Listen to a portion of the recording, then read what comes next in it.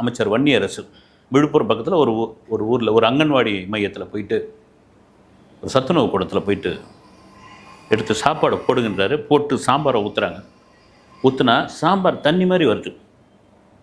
ஒரு காய்கறி கூட கிடையாது. ஒரே ஒரு ரெண்டு சவு மாதிரி தான் இருக்குது. வந்து நான் படிக்கிற காலத்தில் அப்போ தான் எம்ஜிஆர் சத்துணவு திட்டம் வந்து அப்போது போயிட்டு சத்துணவு வாங்கி சாப்பிட்ருக்கோம். இதே போல் தான் தண்ணி சாம்பாராக தான் இருக்கும். கொட்டை அரிசி இருக்கும்.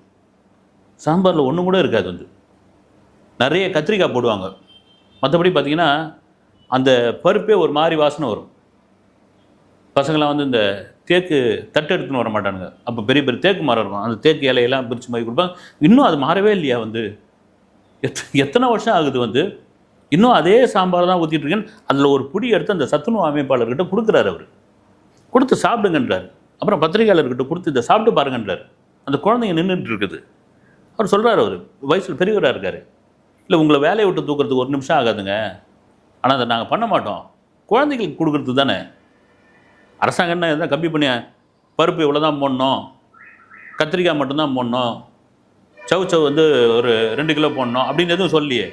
முட்டையோட சாப்பாடு அடுத்து பிரியாணிக்கு ரெடி பண்ணிகிட்டு இருக்காங்க. அந்த முட்டை ட்ரே எல்லாம் காலியாக கிடக்குது. முட்டை ட்ரே எங்கன்னு கேட்குறாரு.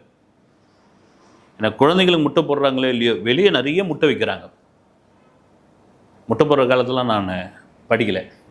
இந்த சத்துணவு சாம்பார் பார்த்தோன்னே எனக்கு அந்த பழைய ஞாபகம் தான் வந்துருச்சு. அதை போய் ஆய்வு பண்ணுறாரு, அதை கேள்வி கேட்குறாரு. அதுதாங்க வேணும். அதுதான் முக்கியமான ஒரு விஷயம். அது நீங்கள் எதுவுமே களத்தில் போகாமல் நாங்கள் 5 வருஷம் சிறப்பாக பண்ணிட்டோம் அப்படின்னு, அதுக்கு முன்னே 5 வருஷத்தில் நாங்கள் அதை விட சிறப்பாக பண்ணணும் அவர் ஒரு பக்கம். இப்படி பண்ணும்போது 90 நாள் ஆகுது. 90 நாளில் மக்கள் எந்த விதத்துலேயும் வந்து எதையுமே எதிர்த்து குரல் கொடுக்கவே இல்லையே. இப்போ இந்த விஜய் ஆட்சி சுத்தம் மோசம்பா. சொன்னதெல்லாம் ஒன்றும் செய்யலை. இல்லைப்பா, வந்ததுலேருந்தே ஒரே அட்ராசிட்டி அமக்கலமாக இருக்குது. நீ மக்கள் சொன்னாதாங்க. வந்து நீங்கள் 1000 வெளியே சொல்லலாம். வந்து மக்கள் கொந்தளிக்கும் போது தான், மக்கள் வெறுப்பாகும் போது தான். அப்படி கேட்குற மக்களை அரசு இயந்திரம் போட்டு நசுக்கக்கூடாது. ஏன்னா உங்கள் மேலே வெறுப்பு வந்துடுச்சு, உங்கள் மேலே அவங்களுக்கு காண்டாயிடுச்சு. இரு ராஜா, 5 வருஷம் பொறுத்துக்கோ அப்படி தானே. 5 வருஷம் பொறுத்துக்கிட்டு தானே இப்போ அந்த கோபத்தை பூரா வெளிப்படுத்தினாங்க.